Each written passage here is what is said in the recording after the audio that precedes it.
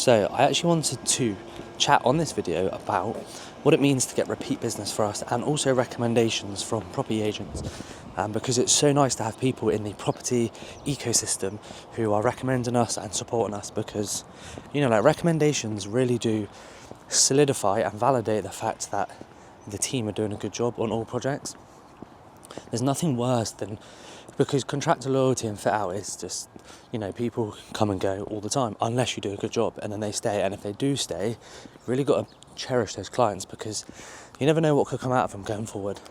Anyway, the reason why I'm saying this is because I have come out of a building today, a building that we worked in before for the previous tenant, which is always a luxury working in the building before, because you get to understand how building management, how the building works. You also get to understand the mechanics of the building itself. And not only that, you have the drawing, so you understand where the M&E layout's gone. You've got all the finishes, details, you've got everything. So I feel like you have a foundation to go from compared to maybe other people that are tendering the project. They've got to kind of do things from scratch. You do still have to do it from scratch, obviously, because it's a new client, but I do feel like you have a little bit of a leg up as such. Anyway, just to jump back into the repeat business model, I suppose. Think about how much effort goes into trying to obtain a new client. Teams, businesses have whole business development teams to get new clients.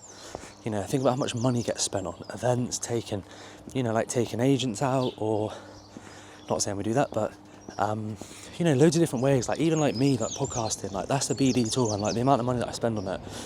So the fact that once you've secured a client and then they come back to you for another fit out, just makes it just feels so much better. I always have a smile on my face whenever a client comes back, and so do the team as well, because it just means that the team's done a good job, like I said earlier. Also, I didn't actually fully understand until I started the podcast how much effort and time goes into people trying to secure projects. So the amount of money people spend on pitches for projects is ridiculous. For me, obviously for the bigger players it is normal, but when I was speaking to some people on the podcast, they were saying they're spending 40, 50k on pitches. It's wild. And I get it's all relative to the size of the business, so I completely understand that. And also, we're a lot smaller, so there's no way we're spending anywhere near that much money. Which then leads me back into the video I did last week. Imagine spending all of that money, all that team resource, going into a pitch and a tender, thinking you're going to win the job, but really, whoever, the project management company, the consultant, or the client, I suppose, tenant, they know who they're using, they just need a check price. That happens all the time, that's rife. That's a joke, by the way. I can't believe that stuff happens. It's happened to us before. I'm saying that would wind me up. I was about to say that, but it's happened to us before. I just wanted to also go back onto the property agents recommending us, or people in the property ecosystem, I suppose, because that's their reputation I put on the line as well, recommending us, so it does mean a lot. And then it leads me to think reputation is actually everything in our industry. One bad job can really, really put numerous future clients off using you. And also bad news spreads fast. If you do a bad job for somebody, or you don't treat a client well, they do tell people. And unfortunately, in the world we live in, people want to tell people negative things all the time. And rightfully so as well in that situation, because if you have done a bad job, then, and they do know somebody who wants to fit out, then they are going to say to the new person, look, I probably wouldn't use these guys because they have done a bad job. But that's why reputation is literally everything in our industry. If you can build a really strong reputation, just do a good job as well, and just get on with the client. That sounds really easy, but it's the hardest thing to do, is just doing a good job and getting on with the client. That's what we're all trying to fight to do. But if you can master those things, you will never ever be without work. Good morning, everybody, and welcome back to the vlog. So I'm actually off to the podcast show today, which is the biggest podcasting show in the UK. I've wanted to do this for a few years now, but now feels like the right time, especially as podcasting is evolving and developing so quickly. I need to stay with the trends. I need to understand the nuts and bolts behind podcasting. Or is there better audio equipment I can use? Is there better video equipment I can use? How does YouTube work? Where is video podcasting going to go? Where is audio podcasting going to go? Do I need to improve the narrative of the podcast? Do I need to improve the editing of the podcast? how much do short form clips buy into it, and how much is the actual long form episode itself more important? These are all the things I need to understand. And there's also a couple of people at the show that I'm really looking forward to listening to, Jordan Schwarzenberger being one of them. There's another couple of people that are quite knowledgeable and big in the podcast space. So today's going to be a really, really good day for us.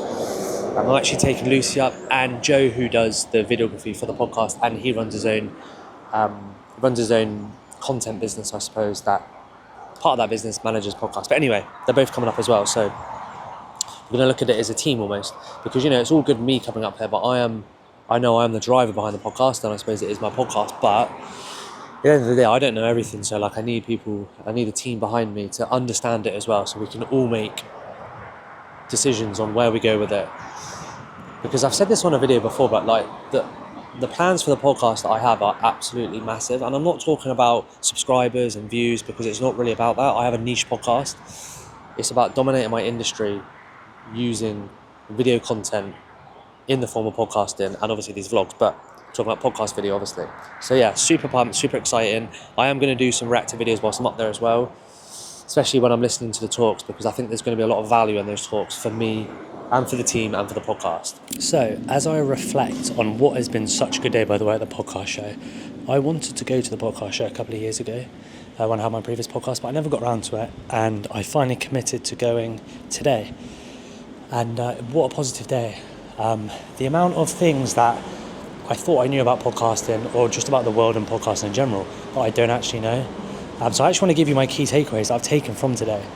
The first one is, I've been thinking this for a while, of potentially restructuring the episodes, because I've kind of rinsed and repeat the model of, founder story, I suppose, and how they got into the industry, and then touching on specific topics within the fit-out construction industry. But as I was listening to some talks today about how to structure podcasts in general, I think I need to focus more on solving people's pain points. So I can tap into almost like a different audience, I suppose. Beautiful day, by the way. So I can tap into a different audience, and people can be a little bit more engaged when listening. I have been thinking the model I've been doing, or the structure I've been doing, is a bit rinse and repeat. So that confirmed that. Also, the second one, YouTube, obviously people probably know this, but YouTube is one of the biggest SEO platforms in across the board. So why am I not using it, the podcast title specifically, from a search engine optimization standpoint? There's got to be ways that I can, title the podcast better to try and encourage more listeners to come in. And then also the last thing as well, it goes back to the restructuring the episodes. Why am I not asking the people who listen to the podcast what they want to hear, rather than me just assuming what they want to hear? But then does that lose the authenticity of the episodes? Not sure, so I need to mull over that one. Nevertheless, today was really, really positive as well, and it was nice that I came up with Lucy, who went off and kind of did her own thing. She kind of went to some talks on her own to figure out what she wanted to learn as well in the podcast space, as she gets more and more involved in Square Foot Stories. So all in all, such a good day. So I recommend it wholeheartedly to anyone who's in the podcast space. Then there was a couple of talks I listened to as well from Jordan Schwarzenberger, and I've talked about him before on these vlogs, but just listening to his standpoint on the creator industry, I suppose, because podcast is, content creation as well. His own form of it, but it's within the content creation realm, I suppose. So his opinion on where that is, where that's going, how to build an audience, and also how to build a micro niche audience, which is what I'm trying to do really. Because I know I kind of broaden out to construction, but the real audience for me is within the fit out space and the design and build space. So massive value in that. Also, another one, actually thinking about it just whilst I'm recollecting, was there was a speaker on there as well who was talking about creating mini shows within your show, and I've got a couple of good ideas of how I want to do that. I'm not going to say it on here because I want to start implementing it into my podcast, but figuring out ways that you can end an episode to create a mini show within your show, so you can clip that mini episode at the end, almost like 2-3 minute section of the podcast, clip it, and then people come in to listen to that rather than the full show, and you're basically expanding into a different audience, then tapping into a different audience. So yeah, jam-packed with value, really, really happy I went, and I'm really looking forward to implementing the things that I've learned today. Hello everybody, and happy Monday. Today has been a manic day. The fit-out industry is just manic in general. I swear every day is a manic day. Even when you think you've had a quiet day, if you actually look back at what you've done in the day, there's been a lot that's been going on. phone calls just 24/7. Does anyone else just sometimes think they just don't want to answer the phone? That hasn't been today, but sometimes I do get like that. Anyway, this morning I spent a couple of hours training Claude. Again, I mentioned on a previous video that I spend 2 mornings a week inputting information into Claude to relinquish the need for me and some of the team as well eventually to do mundane tasks. I have been a little bit weary about connecting it to OneDrive and Monday.com, which I haven't done yet. I'm not sure if I'm going to, just from a privacy perspective. But apart from that, it's been I suppose, late morning and early afternoon full of site visits, pre-start meetings. I actually did 2 pre-start meetings and 2 site visits today. That's how local the work is at the moment for us, which is an absolute touch. Like I said in a previous video, again, we do a lot of work around the country, which I have been doing over the last 6 months, but everything's very local at the moment. So I managed to get to 4 sites within the space of 5-6 hours, I suppose. A couple of them were just like general checkups, smaller projects as well. So, you can kind of get in there and discuss things with the site manager reasonably quickly, 45 minutes an hour. But the pre-start meetings, one of them, lovely job for us, it's about £70,000-80,000. Mes 4, fit out first, fit out ground floor, and then the other one was actually a returning client. We seem to do loads of toilet refurbishments at the moment, but this specific client has come back to us 4 times in 2 years for toilet refurbishments. No idea. We seem to be the masters of toilet refurbishments at the moment. I'm doing so many of them. Like, I think I've probably got, or as a team, I reckon we've got maybe 4 or 5 toilet refurbishments on at the moment. Speaking of just the toilet refurbishment model, actually, like, it's funny because you can have a tiny toilet refurbishment, like almost like 1 or 2 toilets, but it takes so long because even if it's a small toilet, you have every single trade in the small toilet. So, like, it's not like just because it's a small toilet, it is quicker. You still need to do the workflow of trades, so it takes equally as long, obviously relative to the size of the project, if that makes sense. And then the day finished, small thing but reasonably enjoyable, is choosing flooring for our office. Well, choosing a spec of flooring for a specific area in the office. So it's really good because we're involving the majority of the team in all the decisions throughout. Everyone who wants to be a part of it, that is. So people are helping decide, which is really cool because it's everyone's space really, and everyone needs to be excited about coming to work and coming to the new office. So that was really positive this afternoon, choosing that, getting that over the line, because we're near, I'm jumping into other videos that I've done before, but we were delayed, so I redid the program and we're now back on track with the new program, not the old one. Obviously I can't catch up, so to be confirmed if we actually finish on time for the new program. This is, by the way, which I hope we do, because that will be end of June realistically, which is fine because, like I said, we've had a lot of work that's coming in. We've had an influx of work, so we've got to commit to the paying clients. So hopefully we can get in for the end of June. So I actually really wanted to quickly show you our new office. I've done a couple of videos recently on progress, but I don't think I've actually shown you guys the new office. I want to say you guys, hopefully someone's watching this. But anyway, I'll quickly show you. So here is just an office for a couple of people. In here is our new boardroom. We have got a little feature ceiling to go in there. And the majority of us work in an open plan environment anyway. So this is where you obviously have to excuse all the doors. This is where the majority of the team will be sat. The projects team over here, sales and marketing over here, with a sample area which will go up there eventually. And then as we make our way through here, finance always have a separate office with us. So we have a couple of 3 ladies that work in finance who'll be sat in there. Again, excuse the small mess. The most important room, by the way, everybody, is the podcast room. So I've actually so these walls are actually built. I've got double acoustic 15mm with resbar, so it creates a acoustic barrier. I've also ran some top hat across the top and put insulation above, and then I'm going to have an acoustic ceiling in here with these acoustic pads which are tucked behind all of the mechanical mess. Obviously mechanical people are messy, so I've got these acoustic pads to go above the ceiling, and then all the walls, like I said, a double acoustic board. I've also got a acoustic door. I think it's about I want to say 48 dB door maybe going in there, so shout out to Forza for sorting me out for that. Storeroom in here, boring room, no one cares about that. And then the breakout kitchen area in here. The kitchen's actually just started to go in. It's a bit of a mess in here again. Like, that's electrical. Like, M&E is just the worst for mess. and then break out in there. And I won't show you the toilets because they're toilets. So I think we're about 5 weeks out, maybe 4 or 5 weeks out, which does put us on track for the end of June, which is fine. Again, I've said numerous times that this office fit out is just it's just not a hospital job, but paying clients always come first. So this job does sometimes get raided with the labour, which is fine, I knew that. So we are Friday, week 2 of this vlog. So I'm going to use this as a reflective video again, and I'm all going to reflect on this week because this week has been so intense.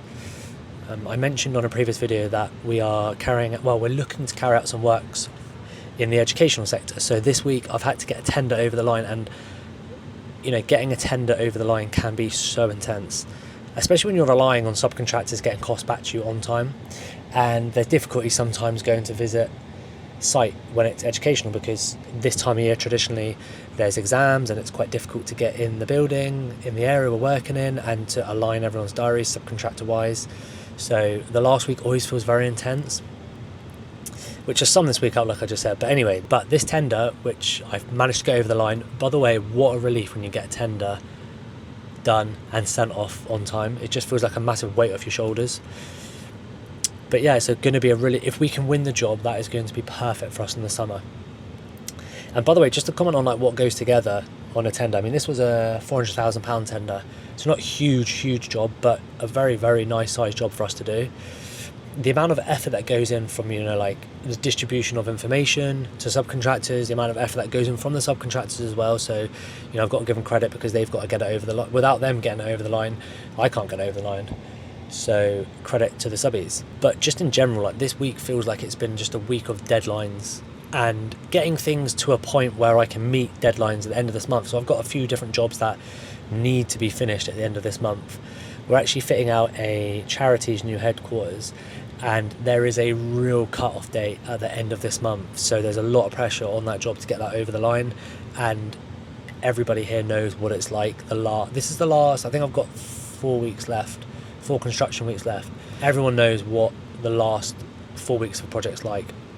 You're almost because you can, the first section of a project, the first 50-60%, you can, as long as you're staying on program, you can kind of, you can push.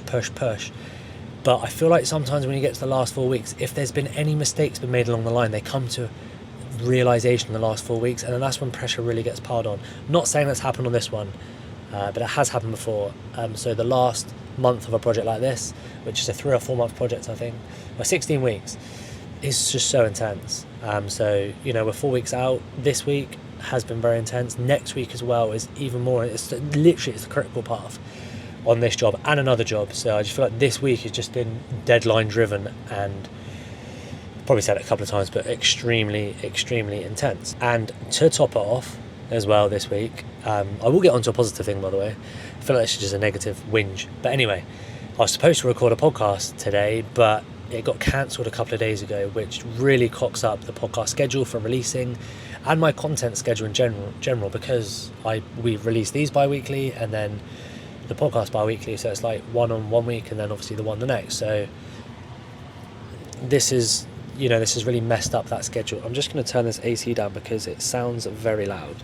So yeah, it's basically, I feel like it's really cocked up the schedule. So me and Lucy need to try and rearrange this. It doesn't sound like a big deal, but it actually is, rearranging it all. I've whinged before in a video, but I'm going to whinge again. It is a big deal rearranging it all because there's diary alignment, the studio's being cancelled. This will all be resolved once our office is finished and I've got my own studio, partially be resolved. But yeah, I've got to book them back in. And it was a topic I really wanted to talk about because the topic to talk about was non-payment. He works in the debt collection industry, or the debt collection niche of our industry. So it was something I really wanted to talk about. So I've got to reschedule that, redo the content plan as well, because there's going to have to be another episode which jumps ahead of the queue to be released. But on a more positive note, I did comment on a previous video on how we're using Claude, and I subscribed or upped the subscription to the Claude Enterprise, which means I've shared everything with the team. So as a whole team, we're on it now. And I think as a whole team, there's probably a team of 9 or 10 of us in the office, and 5 of us are on it. The aim is to get all 10, but 5 of us in the engine room, I suppose, like project, sales, marketing, and business development, are on the Claude Enterprise. So it's going to be a real game changer of how we collaborate using AI. You know, like I can share all the work I've done with Claude, because I've been working really hard with it, inputting information and, you know, like almost training it to what we need it to do. And others in the team have also been doing the same. So we can all share the projects and we can all collaborate on the things that we've done with Claude, which will ultimately just make us all so much more efficient. So I wanted to end it on a positive, because I feel like this video has been a negative spin on the week, but that is the reality of the industry that we work in, the fit out industry. It's always tight, it's always pressure. There is always pressure, sorry. There's always such strict deadlines as well. It's so hard to manage multiple things in one go. Subcontractors delivering on time, subcontractors getting quotes across for tenders that need to go out. The management and control of information to sites, it's all so critical. But that's why I also love it, because it fits my personality. I love being on the go. I love it all going on at once. But yeah, anyway, I am out. That's this 2-week vlog over. And same again next week, as the industry always is.